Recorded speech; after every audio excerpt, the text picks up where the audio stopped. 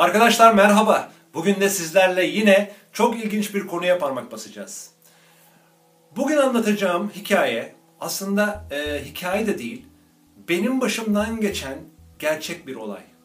Bunu blog sitemde de paylaştım. 1990'larda yani 1995 yıllarında ticaret işiyle uğraşırken çok sıkıntılı günler geçiriyordum.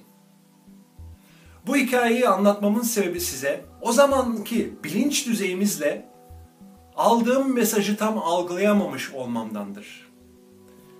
Evrensel kurallar içinde hareket ediyoruz, evrensel yasalar içinde hareket ediyoruz. Ancak onu algıladığımızda hayatımızda arzularımızı gerçekleştirebiliyoruz.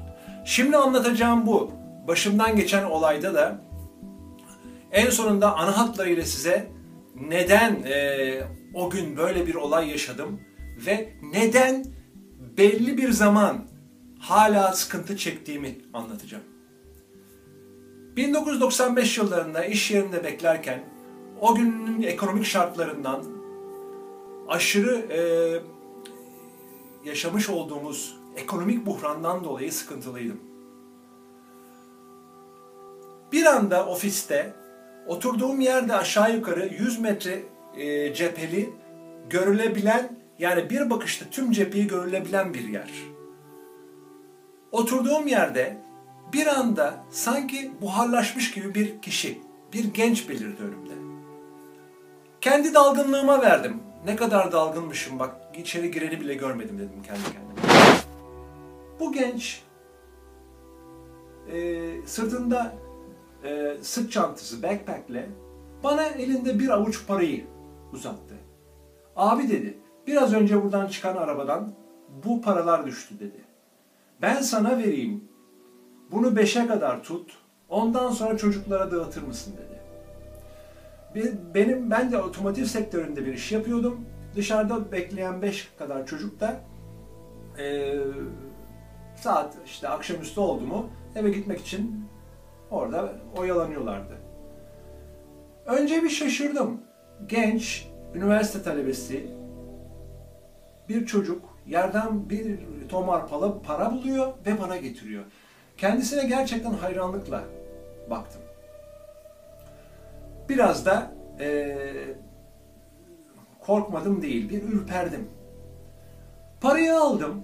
Tamam dedim, ben bu parayı çocuklara 5'e kadar beklerim. Sahibi gelmezse çocuklara dağıtırım. Ondan sonra bana bir de böyle çengelli iğneye takılmış bir küçük rozet verdi. Öncelikle ne olduğunu anlayamadım. Çok küçük bir rozetti. Onu da yapınca iş değişti. Olay biraz daha gizemli hale döndü. Peki dedim, bunu da mı yerde buldun ufacık şeyi? Evet abi dedi. Bunu da al dedi. Kasanın yanına as dedi, cama dedi. O zamanlar tabii ki meditasyonlarımı yapıyordum. Dualarımı ediyordum. Ama henüz bugün geldiğim, o bilinç düzeyine gelmediğimi şimdi anlıyorum. Parayı aldıktan sonra arkamı döndüm ve bir zarfa koyarken, onun da görmesini istedim zarfa koyduğumu. Koyarken döndüm baktım ve içeride kimse yoktu. Sanki buharlaşıp yok olmuştu. Tüylerim diken diken olmuştu. Dışarı fırladım. Çünkü dışarı dediğim gibi biraz önce cephe çok geniş olduğu için baktığım an kişinin nereye gittiğini, nereden geldiğini görebiliyorsun. Çocuklara sordum. Çocuklar dedim, buradan çıkan arkadaşı gördünüz mü? Abi yok, kimse girmedi ki çıksın dediler. Ama elimde para ve çengelli iğne. Ondan sonra saat 5'e kadar bekledim. Gerçekten onun dediği gibi. Ve paraları dağıttım. Ancak sadece 5'te birinin biraz küçüğünü de kasaya koydum. Onun söylemediği bir şeyi yaptım. Kasaya koydum ve kıtlık bilincimi tekrar evrene yansıttım. Uğur olsun diye onu koymuştum. Ama o bana hepsini dağıt demişti. Elimdeki çengelli iğneyi de merak ediyorsanız, hacı bir amcamız vardı. Ben çok küçük olduğu için de görememiştim. Hacı amcaya gösterdiğimde büyüteçle baktık ve üzerinde Allah sembolü vardı. Yüce Yaradan'ın sembolü vardı. Şimdi bu olayı neden size anlattım? 1990'larda daha secret, çekim yasası bile kimsenin haberi olmadığı, o kitapların çıkmadığı bir zamanda böyle bir evrensel mesajın bana gelmesi, bolluğun paylaşarak arttığını bana bildirmesini o günler anlayamamıştım. O verdiği paradan bir miktarını sakladım uğur olsun diye. Saklamamalıydım. Dağıtmalıydım. Dağıttıkça o paranın bana geleceği mesajını vermişti bana. Bu parayı o çocuklara dağıt, senin bütün sıkıntıların sona erecek demeye çalışmıştı. Ve o sembolü de vererek işte evren, tüm yaratıcının yasaları böyle çalışıyor demek istemişti. Evet arkadaşlar, bolluk, zenginlik paylaşarak artıyor.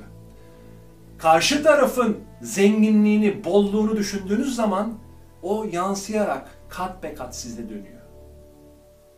Onun için bu bilinç düzeyimde herkes için evrenin en bolluğunu, evrenin en büyük hayrını onlar için de düşünmem gerektiğini öğrendim. O durumda size de yansıya yansıya geri geliyor. Bugünkü hikayemiz de bu. Gerçekten yaşadığım bir hikaye. Ne eksik ne fazla. Belki de eksik olan bazı bölümler vardır, unutmuş olabilirim. Ama gerçekten abartmadan anlattım. Bütün yaşadığım olay buydu. Bir sonraki videomda tekrar görüşmek üzere. Yine ilginç olaylara parmak basacağız. Hoşça kalın.